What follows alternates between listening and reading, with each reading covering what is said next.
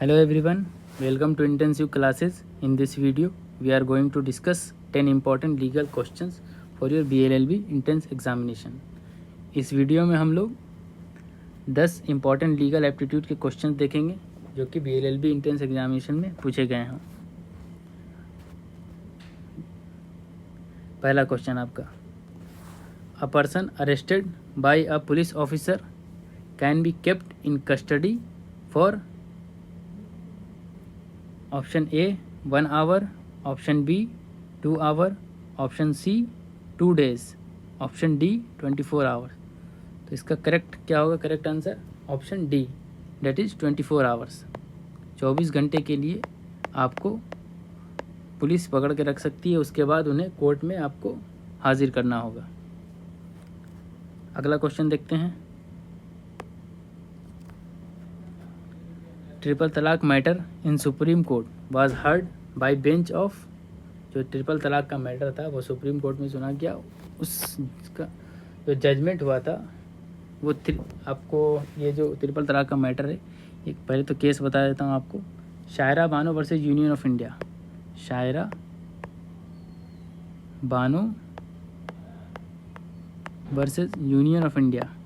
इस केस में ये आपका जजमेंट आया था ट्रिपल तलाक मैटर से, जिसमें कि ट्रिपल तलाक को मुस्लिम लॉ में ट्रिपल तलाक को अनकॉन्स्टिट्यूशनल बताया गया था। तो उस जजमेंट में जो बेंच थी जिन्होंने जजमेंट दिया था उसमें कौन कौन लोग शामिल थे। तो इसका करेक्ट ऑप्शन होगा आपका, ये 4 ऑप्शन इसमें, ऑप्शन ए करेक्ट होगा, justice JS Khehar, justice Kurian Yusuf, justice UU Lalit, justice S Abdul Nazeer and justice RF Nariman. ये जो लोग थे, ये लोग उस बेंच में थे जिन्होंने जजमेंट पास किया। इसमें जजमेंट जो है 3:2 मेजोरिटी के में आया था। यह आपका क्वेश्चन सेकंड हुआ। नेक्स्ट क्वेश्चन चलते हैं।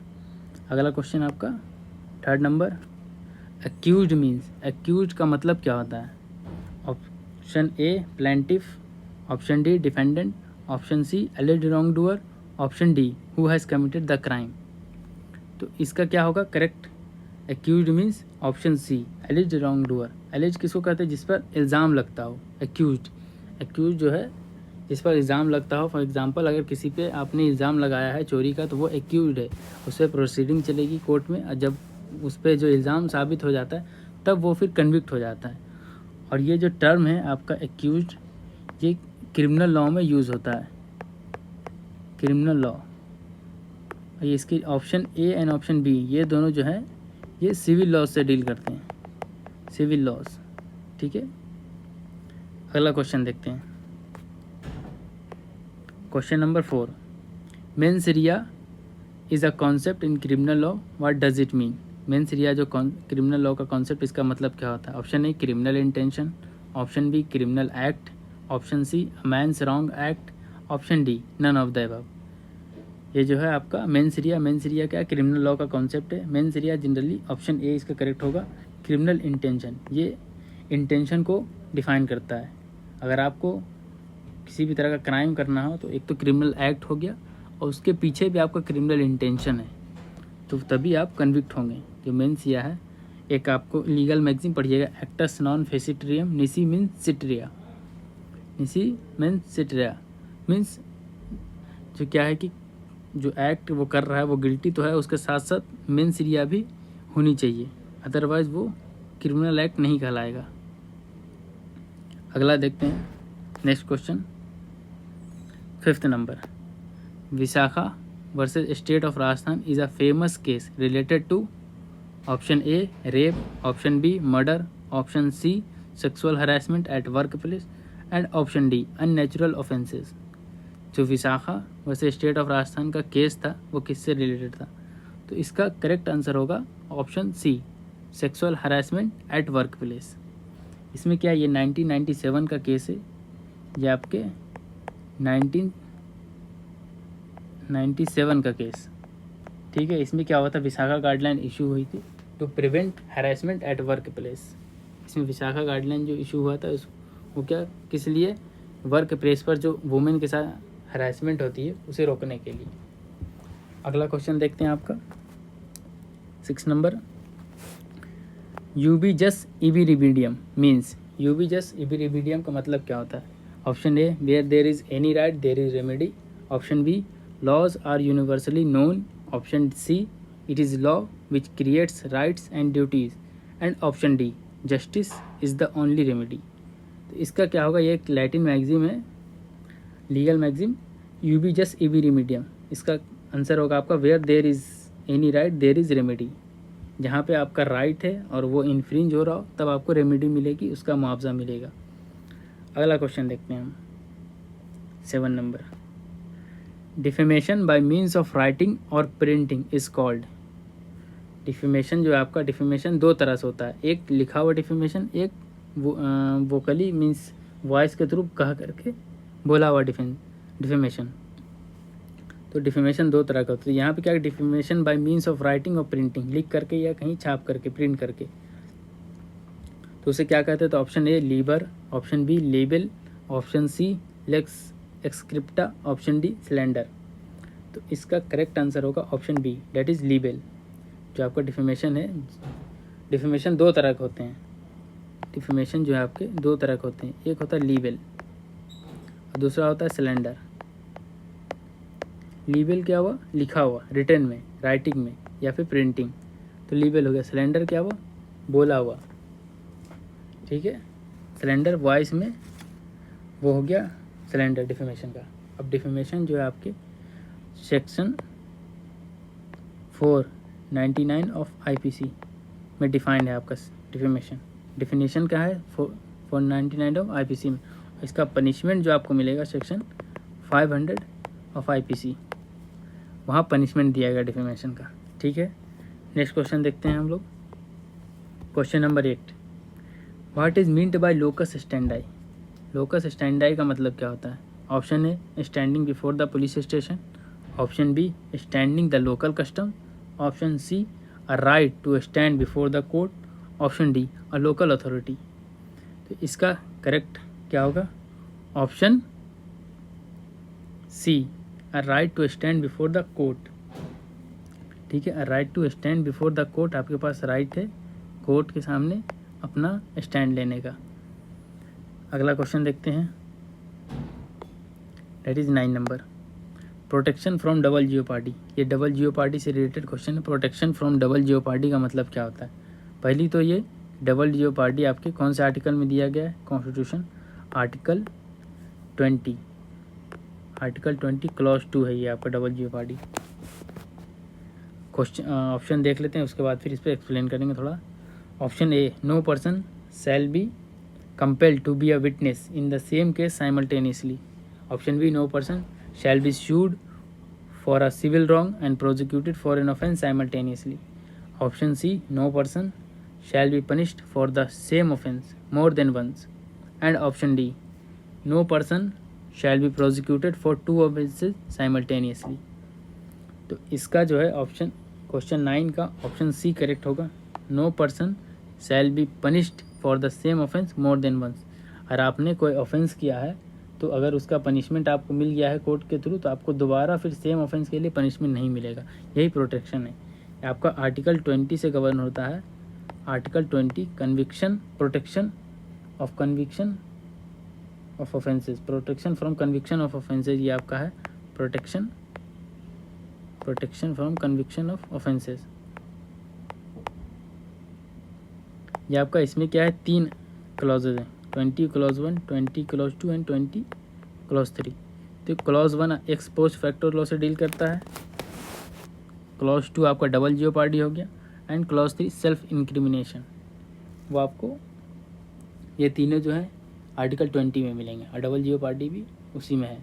डबल जियोपार्डी का जनरली मीनिंग है कि अगर आपको किसी ने अरेस्ट किया है, फिर आप पे एक प्रोसीडिंग हुई, कोर्ट ने जजमेंट दे दिया कि हाँ आपने वो गुनाह किया था, फिर आपकी सज़ा हुई जो भी 10 साल 5 साल, फिर आप वो सज़ा काट के बाहर आते हैं और फिर से दोबारा किसी और ने उसी केस में आपको फंसा दिया, मीन्स फंसाया नहीं, उसी केस के आपके ख़िलाफ़ सेम मैटर पे केस हो गया, फिर तो आपको दोबारा सज़ा नहीं होगी, क्योंकि आपने जो भी गलती की थी, क्राइम किया था, उसके लिए आपको सज़ा मिल चुकी है, दोबारा नहीं मिलेगी। यही प्रोटेक्शन, डबल जियोपार्डी एक प्रोटेक्शन है। अगला क्वेश्चन देखते हैं हम लोग, ये प्रिंसिपल फैक्ट का क्वेश्चन है आपका, जो कि पूछा जाता है एग्जाम में। प्रिंसिपल क्या है? A master is liable for those acts of his servant which are committed in the course of employment. Master जो है लायबल क्या उन चीज़ों के लिए हैं जो कि उनके सर्वेंट जो कोर्स ऑफ एम्प्लॉयमेंट में काम करते हैं, अगर उसमें किसी भी तरह का गलती या जो भी कुछ हो, अगर सर्वेंट करता हो तो मास्टर लायबल होगा। फैक्ट देखते हैं। फैक्ट क्या? A travelling agency asked its driver to drop a customer at the Lal Qila metro station. एक ट्रैवलिंग एजेंसी है, फॉर एग्जांपल ले लीजिए आप ऊबर या फिर ट्रैपिडो कुछ भी। तो उस एजेंसी ने अपने ड्राइवर को कहा कि एक कस्टमर है, उन्हें लाल किला मेट्रो स्टेशन पे आप ड्रॉप कीजिए। तो ड्राइवर जो है after dropping the customer when he was returning back to the office of agency, he found his girlfriend on the way who was waiting for a bus to her residence which is 1 kilometer away from the office of agency। 1 kilometer away from the office of agency। क्या हुआ? जब वो driver अपने customer को लाल Qila metro station drop करके वापस आ रहा होता है, तब वो अपनी गर्लफ्रेंड को देखता है जो कि बस स्टैंड पर वेट कर रही थी घर जाने का बस के लिए। इन्होंने उनसे ऑफ़र किया कि आइए मैं छोड़ देता हूँ आपको। अब आगे देखते हैं। The driver offered her lift, ठीक है। On the way the car met with an accident and the girl got severely injured. जो कार है आगे फिर एक्सीडेंट हो जाता है उस कार का, और जो लेडी बैठती हैं उसमें गर्ल, वो फिर सेवरली इंजर्ड हो जाती है, उनको चोट पहुँचती है। Later on she now claims compensation for the agency from the agency.